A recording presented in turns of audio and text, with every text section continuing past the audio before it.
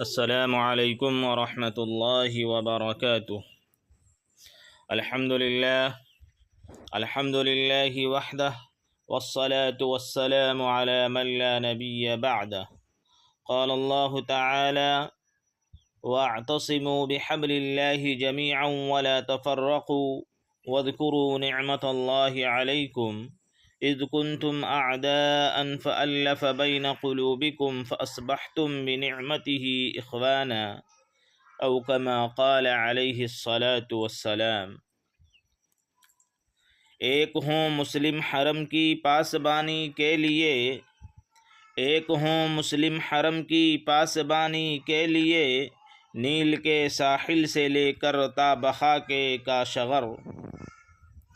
محترم حضرات، آج کی اس مجلس میں اپنے دل کی دھڑکن، اپنے ضمیر کی آواز اور اپنے قلب کے داعیہ کو پیش کرنے کی کوشش کروں گا۔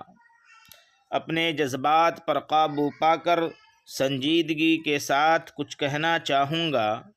مجھے امید ہے کہ آپ حضرات بھی سنجیدگی و متانت کے ساتھ سمجھنے اور اس پر عمل کرنے کی نیت سے میری گزارشات پر غور فرمائیں گے۔ دعا بھی کیجیے کہ اللہ تعالی مجھے صحیح کہنے اور ہم سب کو اس پر عمل کی توفیق نصیب فرمائے، آمین۔ انداز بیاں گرچہ بہت شوق نہیں ہے، انداز بیاں گرچہ بہت شوق نہیں ہے، شاید کہ اتر جائے تیرے دل میں میری بات۔ حضرات، آج کل پوری دنیا الگ الگ خطوں میں بٹی ہوئی ہے، الگ نسب، جدا جدا رنگ و نسل ہے۔ کوئی کسی خطے کی پوجا کرتا ہے، کوئی کسی دیوی کا پرستار ہے، کوئی کسی بت کی پوجا کرتا ہے، کوئی سورج کو مانتا ہے، کوئی چاند کے آگے اپنی پیشانی جھکاتا ہے۔ کہیں رنگ و نسل پر جھگڑے ہیں، کہیں قبیلہ کی بات پر جنگ و خونریزی کی نوبت۔ افسوس اس بات پر ہے کہ وہ قوم جس کا نبی ایک، جس کا قرآن ایک، جس کا خدا ایک، جس کا حرم ایک، جس کا قبیلہ ایک، جس کا طریق ایک، جن کا نفع نقصان ایک، جس کا دین و ایمان ایک، شریعت و مذہب کی بنیاد متحد، جن کے رہنے سہنے کے اطوار متفق، جس کی حقیقت و ماہیت میں یکسانیت، ایسی قوم، ایسے افراد، ایسے دین و ایمان کے ماننے والے حضرات بھی اس رنگ و نسل اور ذات و پات کے دام فریب میں پھنس گئے۔ ان میں بھی رنگ و خوں کے نام پر جھگڑوں کی نوبت آنے لگی، ان کا بھی آپس میں اتحاد پارا پارا ہو گیا۔ یہ بھی جاہلیت کے اس دور میں پہنچ گئے جہاں سے انہیں نکالا گیا تھا۔ نفسانیت نے انہیں بھی اس عمیق غار میں دھکیل دیا جہاں سے 1400 برس بیشتر نبی اکرم صلی اللہ علیہ وسلم نے نکال کر ایک اخوت و مساوات کا درس دیا تھا۔ محترم سامعین کرام، آج بھی وہی نقشہ ہے اور ہمارے بہت سے زعمائے قوم، ہمارے قائدین ان نقشوں میں رنگ و روغن بھر رہے ہیں۔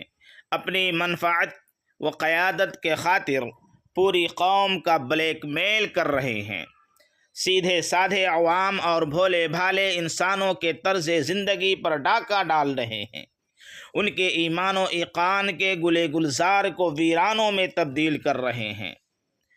اس حرص و ہوس کے دور میں قزاق و رقابت و حسد کی آگ بھڑکا کر اپنا الو سیدھا کرنے کی فکر میں لگے ہوئے ہیں۔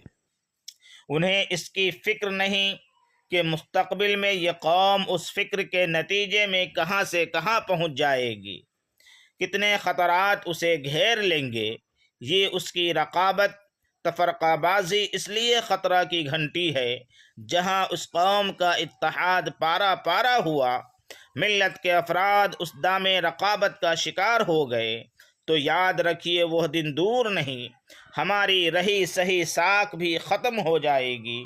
اقتدار کا تازیانہ جدھر ہمیں لے جائے گا ہم بے چوم و چرا چلے جائیں گے۔ ہمیں ملی تشخص تو دور کی بات ہے، اپنا تشخص برقرار رکھنا بھی بڑا مشکل اور محال ہو جائے گا۔ ہمارا ترقی کرنا تو درکنار، اپنے وجود کے لیے ہم ترسیں گے۔ اسی پس منظر میں علامہ اقبال مرحوم نے اس کا رونا رویا ہے۔ منفعت ایک ہے اس قوم کا نقصان بھی ایک، منفعت ایک ہے اس قوم کی نقصان بھی ایک ہے سب کا نبی، دین بھی ایمان بھی ایک، حرم پاک بھی قرآن بھی اللہ بھی ایک، حرم پاک بھی قرآن بھی اللہ بھی ایک، کیا بڑی بات تھی ہوتے جو مسلمان بھی ایک۔ فرقہ بندی ہے کہیں اور کہیں ذاتیں ہیں، فرقہ بندی ہے کہیں اور کہیں ذاتیں ہیں، کیا پنپنے کے زمانے میں یہی باتیں ہیں۔ سامعین محترم، آج اس مسلم قوم کا سب سے بڑا المیہ یہ ہے کہ چند نام و نہاد قائدین نے اس اجتماعیت کا شیرازہ بکھیر کر رکھ دیا ہے۔ یہ امت تسبیح کے دانوں کی طرح بکھری پڑی ہیں۔ اپنی دکان چمکانے کے خاطر شیخ و سید، مرزا و افغان، ایرانی تورانی، افغانی ہندوستانی کی ایسی خلیج پیدا کر دی ہے جس کا پاٹنا بڑا مشکل معلوم ہوتا ہے۔ قومیت کا بھوت دل و دماغ پر اس قدر چھا گیا، دوسرے قبیلے کی بات تک سننا کوئی گوارا نہیں کرتا۔ اس کی اصل کہاں تک درست ہے، اس میں کتنی صداقت و حقانیت ہے، آئیے اسلامی تعلیمات کی روشنی میں اس کا جائزہ لیں، قرآن و حدیث کے بیان سے اس جہالت سے پردہ اٹھائیں۔ سیدنا نوح علیہ السلام نے 950 برس تک اپنی قوم کو دعوت و تبلیغ کی کرتے رہے۔ حیرت کا مقام ہے 950 برس آپ پر طعن و تشنیع کے تیر پھینکے گئے، بھپتیاں کی گئی، مذاق اڑایا گیا، لیکن آپ یہ فریضہ انجام دیتے رہے۔ آپ کی قوم کے کچھ سربراہ حضرات آپ کے پاس آئے، کہنے لگے اے نوح، آپ کے جو ماننے والے حضرات ہیں وہ نیچے درجے کے لوگ ہیں، ارذل ہیں اور کمینے ہیں، آپ اپنی مجلس سے ان لوگوں کو ہٹا دیجئے، انہیں نکال دیجئے، ہم آپ کی بات مان لیں گے۔ اللہ تبارک و تعالی نے اس کے جواب میں وحی بھیجی، اے نوح، جو ایمان لے آیا وہ ان سے بہتر ہے، آپ ان کے کہنے سے یہ کام نہ کر ڈالیے۔ نوح علیہ السلام نے جواب دیا، ما انا بطارد المؤمنین۔ سیدنا نوح علیہ السلام کا بیٹا کفار کے ساتھ تھا، آپ نے اس سے کہا ہمارے ساتھ آ جائیے، خدا تعالیٰ سے دعا فرمائی کہ میرا بیٹا کفار کے ساتھ ہے، اسے بچا دیجئے۔ وحی ربانی آتی ہے، قال یا نوح انہ لیس من اہلک انہ عمل غیر صالح، کہ اے نوح وہ تمہارا بیٹا نہیں ہے کیونکہ اس کے اعمال اچھے نہیں ہیں۔ بڑائی اور شرافت کا دار و مدار حق تعالیٰ نے اعمال صالح اور تقوی بنایا ہے۔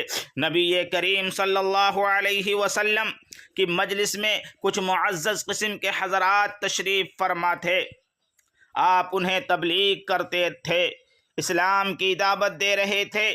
اسی دوران حضرت عبداللہ ابن مکتوم رضی اللہ عنہ جو نابینا صحابی تھے حاضر خدمت ہوئے اور سلام کیا۔ اللہ کے رسول صلی اللہ علیہ وسلم کے چہرے مبارکہ پر کچھ ناگواری کے آثار ظاہر ہوئے، ہو سکتا ہے کہ یہ لوگ تبلیغ اسلام سے مشرف ہو جاتے۔ ان نابینا صحابی نے آ کر بات ادھوری کرا دی۔ اس پر فوراً وحی آتی ہے، جبرائیل علیہ السلام قرآن لے کر اترتے ہیں، عبس وتولی ان جاءہ الاعمی وما يدریک لعلہ یزکی او یذکر فتنفعہ الذکری اما من استغنی فانت له تصدی وما علیک الا یزکی واما من جاءک یسعی وهو یخشی فانت عنہ تلہی۔ آپ شروع ہو گئے، آپ کے چہرے مبارک پر ایک نابینا کے آنے سے ناگواری کے اثرات ظاہر ہو گئے۔ آپ کو کیا معلوم کہ وہ اپنی طلب میں کتنا صادق ہے، تمہارا سمجھانا اس کے کام اس کے کام آ سکتا ہے جنہیں آپ سمجھا رہے ہیں، ان کے اتنا کام نہیں آ سکتا جو آپ سے اعراض کرتا ہے، آپ اس کے پیچھے پڑتے ہیں۔ اگر وہ ایمان نہ لائیں، آپ کی باتیں نہ مانیں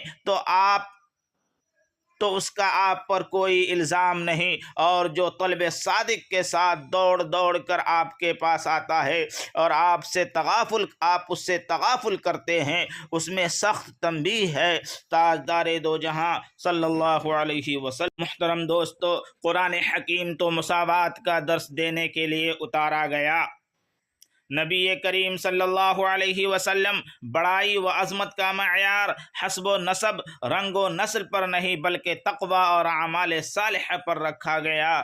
یوں تو سید بھی ہو، مرزا بھی ہو، افغاں بھی ہو، یوں تو سید بھی ہو، مرزا بھی ہو، افغاں بھی ہو، تم سبھی کچھ ہو، بتاؤ کہ مسلمان بھی ہو۔ اللہ تعالیٰ نے ارشاد فرمایا، یا ایھا الناس انا خلقناکم من ذکر و انثی وجعلناکم شعوبا وقبائل لتعارفوا ان اکرمکم عند اللہ اتقاکم، کہ اے لوگو، ہم نے تم کو ایک مرد و عورت سے پیدا کیا ہے، اور تمہارے میں قبیلہ و خاندان صرف تعارف و شناخت کے لیے بنائے ہیں۔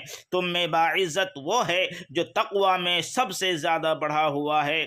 ایک حدیث میں فرمایا گیا، لا فضل لعربی ولا لعجمی ولا بیض ولا اسود، کلکم من آدم و آدم من تراب۔ یہ کہ کسی عربی کو عجمی پر اور کسی عجمی کو عربی پر، نہ کسی گورے کو کالے پر، نہ کسی کالے کو گورے پر فضیلت حاصل ہے۔ تم سب کی خلقت آدم ہے اور آدم کو مٹی سے پیدا کیا گیا ہے۔ اللہ کے رسول نے اقوال و اعمال کے ذریعے، واضح شہادت کے ذریعے بتلا دیا، اور نمونہ آپ صلی اللہ علیہ وسلم نے بن کر کے دکھا بھی دیا۔ اقبال مرحوم نے ریمارک کیا ہے اور بہت خوب فرمایا ہے، نسل اگر مسلم کی مذہب پر مقدم ہوگی،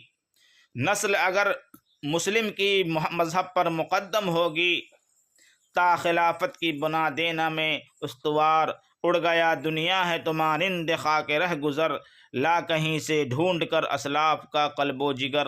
اور مولانا حالی رحمۃ اللہ علیہ نے اسے بہت آسان لفظوں میں حقیقت کی زبانی کہا ہے۔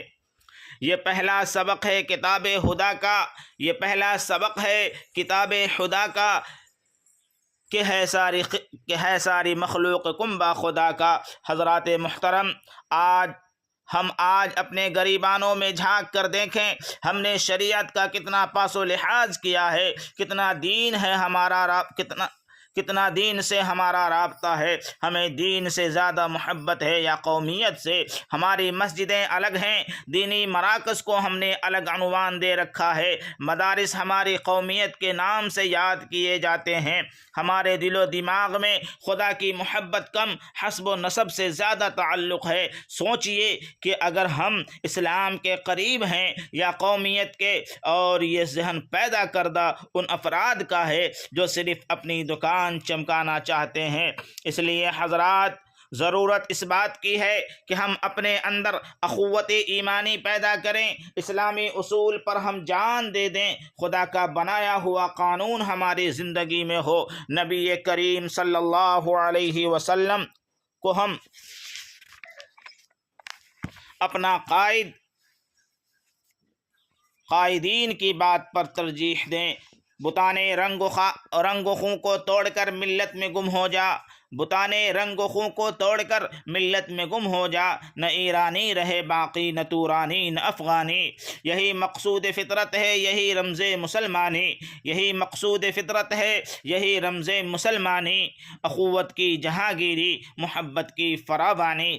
حضرات محترم، آج ہمارے سامنے بہت مسائل ہیں، طرح طرح سے فتنے اٹھ رہے ہیں، اور مسلمانوں کو انہوں نے اپنی لپیٹ میں لے رکھا ہے۔ اس مسئلہ کو ہم خود اپنے سر نہ تھوپے، ہم بھی رنگ و نسل، ذات و پات اور قبیلہ کے بھید بھاؤ کو چھوڑ کر ایک ملت کے تابعدار ہو جائیں، اور جب ہم سے بھی کوئی معلوم کرے تمہارا نسب کیا ہے تو ہم بھی صحابہ کی طرح بیک زباں ہو کر یہ کہیں اسلام دین اسلام دین اسلام، اس طرح 70 مرتبہ کہتے چلے جائیں۔ فاروق اعظم رحمۃ اللہ علیہ نے بلال حبشی کو جو غلام تھے آقا کہہ کر پکارا کرتے تھے، ہم اس طرح ترقی کر سکتے ہیں، آگے بڑھ سکتے ہیں، کچھ مقام مل سکتا ہے، ورنہ اللہ تعالی ہماری جگہ کسی اور قوم کو اپنے دین کی حفاظت کے لیے کھڑا کر دیں گے۔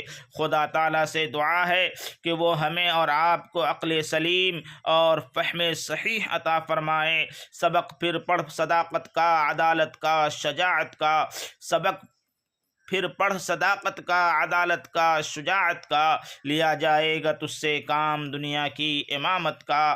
وآخر الدعوانا ان الحمد للہ رب العالمین۔